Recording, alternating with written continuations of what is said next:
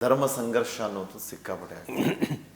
Hindu Muslim ಸಮುದಾಯ ಸಂಘರ್ಷ, ಶಾಂತಿ ಇಲ್ಲ, ಸ್ವಾಸ್ಥ್ಯ ಹಾಳಾಗೋದು. ಅದೇ ಮತ್ತು ನಾವು ಈ ಮನುಷ್ಯರ ಮಧ್ಯೆ ಪ್ರೀತಿ ಅನ್ನೋದಕ್ಕಿಂತ ಈ ಧರ್ಮ ಸಂಘರ್ಷಗಳ ಬಗ್ಗೆ ನೀವೇನು ಹೇಳ್ತೀರಿ ಅಂತ. ಧರ್ಮ ಮತ್ತು ಸಂಘರ್ಷ ಎರಡು ವಿರುದ್ಧ ಪದಗಳದು. ಹೌದು ಅಲ್ವಾ? ಹೌದು. ಎಲ್ಲಿ ಧರ್ಮ ಇರ್ತದೋ ಅಲ್ಲಿ ಸಂಘರ್ಷ ಇರುವುದಕ್ಕೆ ಸಾಧ್ಯ ಇಲ್ಲ, ಇರಬಾರ್ದು. ಎಲ್ಲಿ ಸಂಘರ್ಷ ಇರ್ತದೋ ಅಲ್ಲಿ ಧರ್ಮ ಇರುವುದಕ್ಕೆ ಸಾಧ್ಯ ಇಲ್ಲ. ಇದೆರಡು ಬೇರೆ ಬೇರೆ ಪದಗಳು. ಮತ್ತೆ ನಾವು ಎಷ್ಟು ಬುದ್ಧಿವಂತರು ಅಂದರೆ ಧರ್ಮವನ್ನು ಕೂಡ ನಾವು ಬೇರೆ ಬೇರೆ ಮಾಡಿಕೊಂಡವರು. ಧರ್ಮ ಬೇರೆ ಬೇರೆ ಆಗ್ತದೆ ಸರ್. ನಾನು ತಿಳಿದ ಮಟ್ಟಿಗೆ ಬೇರೆ ಬೇರೆ ಧರ್ಮಗಳು ಹೇಳುವಂಥದ್ದೇ ಸುಳ್ಳು ಅಂತ. ಹಿಂದೂ ಧರ್ಮ ಬೇರೆ, ಮುಸ್ಲಿಂ ಧರ್ಮ ಬೇರೆ, ಕ್ರೈಸ್ತ ಧರ್ಮ ಬೇರೆ, ಸಿಖ್ಖರ ಧರ್ಮ ಬೇರೆ, ಪಾರ್ಸಿಗಳ ಧರ್ಮ ಬೇರೆ. ಈ ಜಗತ್ತಿಗೆ ಒಂದೇ ಧರ್ಮ. ಅದು ಯಾವ ಧರ್ಮ? ಯಾವುದನ್ನು ಆ ಒಬ್ಬ ದೇವರು ಕಳಿಸಿದ್ದಾನೋ ಅದೇ ಧರ್ಮ. ಧರ್ಮ ಎಲ್ಲ ಕಾಲಕ್ಕೂ ಒಂದೇ ಅಲ್ಲ. ಎಲ್ಲ ಕಾಲಕ್ಕೆ, ಎಲ್ಲ ಸಂದರ್ಭಕ್ಕೆ ಅನುಗುಣವಾಗಿ, ಆಯಾಯ ಪರಿಸ್ಥಿತಿಗೆ ಅನುಗುಣವಾಗಿ ಧರ್ಮದ ಬೋಧನೆಗಳು ಅವತೀರ್ಣವಾಯಿತು ಅಂತ. ಧರ್ಮದ ಬೋಧನೆಗಳು ಅವತೀರ್ಣವಾಯಿತು. ಒಬ್ಬ ದೇವರು 10 ಧರ್ಮ ಇರುವುದಕ್ಕೆ ಸಾಧ್ಯ ಇಲ್ಲ. ಒಬ್ಬ ದೇವರು ಅಂದರೆ ಒಂದು ಧರ್ಮ. ಅದು ಆಯಾಯ ಸಂದರ್ಭಕ್ಕೆ, ಆಯಾಯ ಪರಿಸ್ಥಿತಿಗೆ ಅನುಗುಣವಾಗಿ ಅದು ಏನಾಯಿತು, ಈ ಜಗತ್ತಿಗೆ ಬಂತು. ಅದು ಮನುಷ್ಯರಿಂದಲೇ ಬಂತದು. ಮನುಷ್ಯರಿಂದಲೇ ಆಯ್ಕೆ ಮಾಡಿದಂತಹ ಪ್ರವಾದಿಗಳಿಂದ ಬಂತದ್ದು, ಸಂದೇಶ ವಾಹಕರುಗಳಿಂದ ಬಂತದ್ದು. ನಾವು ಧರ್ಮ ಬೇರೆ ಬೇರೆ ಬೇರೆ ಬೇರೆ ಮಾಡಿಕೊಂಡಿದ್ದೇವೆ. ಧರ್ಮದಿಂದ ಸಂಘರ್ಷ ಹೇಗೆ? ಧರ್ಮ ಅಂದರೆ ಎಂಥದ್ದು? ಆರಾಧನೆ ಕ್ರಮವ? ಧರ್ಮ ಅಂದರೆ ಪೂಜೆ ಮಾಡುವುದಾ? ಧರ್ಮದ ವ್ಯಾಕರಣ ಏನು ಅಂತ ಹೇಳಿದ್ರೆ ಸಿಸ್ಟಮ್ ಆಫ್ ಲೈಫ್ ಅಂತ. ನಾನು ಹೇಗೆ ಬದುಕಬೇಕು ಅಂತ ನನ್ನ ಬದುಕು ಕಲಿಸಿಕೊಡುವಂಥದ್ದು ಧರ್ಮ. ನನ್ನ ಜೀವನ ಹೇಗಿರಬೇಕು ಅಂದರೆ ಧರ್ಮ ಅಂದರೆ ಪೂಜೆ ಅಲ್ಲ, ಧರ್ಮ ಅಂದರೆ ಪೂಜೆ ಪುರಸ್ಕಾರ, ಅದರ ಒಂದು ಭಾಗ ಇರ್ಬೋದು. ಅದು ನಿಮ್ಮ ಮನಃಶಾಂತಿಗಾಗಿ, ನಿಮ್ಮನ್ನು ಒಂದು ಕಡೆ ಕೂಡಿಸುವುದಕ್ಕಾಗಿ, ನಿಮ್ಮನ್ನು ಒಂದು ಕಡೆಗೆ ತಂದು ಸೇರಿಸಲಿಕ್ಕಾಗಿ ಆರಾಧನಾ ಕರ್ಮಗಳು.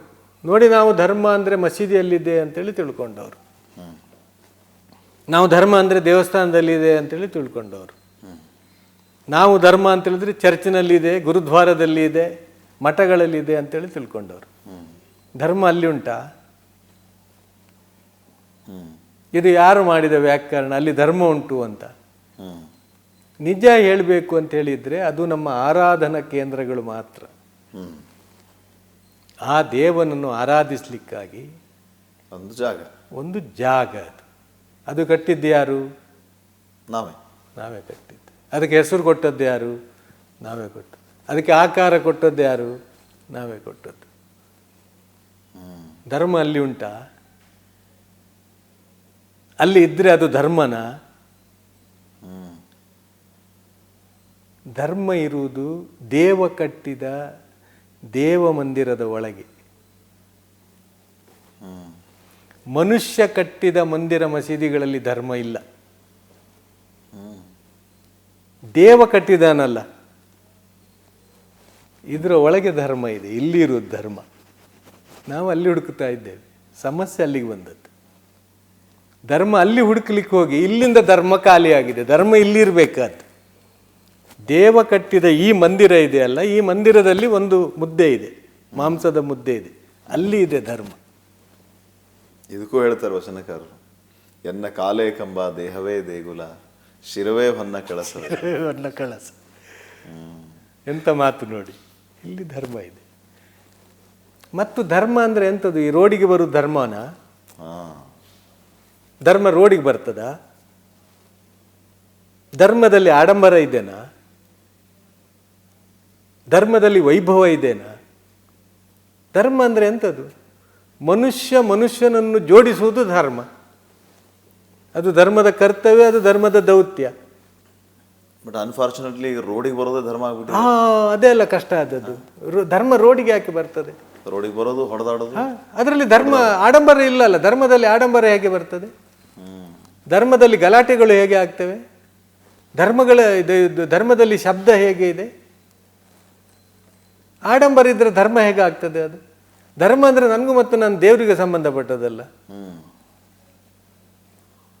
ಧರ್ಮ ಅಂದರೆ ನನಗೂ ಮತ್ತು ಆ ನನ್ನ ಇದಕ್ಕೆ ಮೆರವಣಿಗೆಗೆ ಸಂಬಂಧಪಟ್ಟದಲ್ಲ, ಬಣ್ಣಕ್ಕೆ ಸಂಬಂಧಪಟ್ಟದಲ್ಲ, ಭಾಷೆಗೆ ಸಂಬಂಧಪಟ್ಟದಲ್ಲ.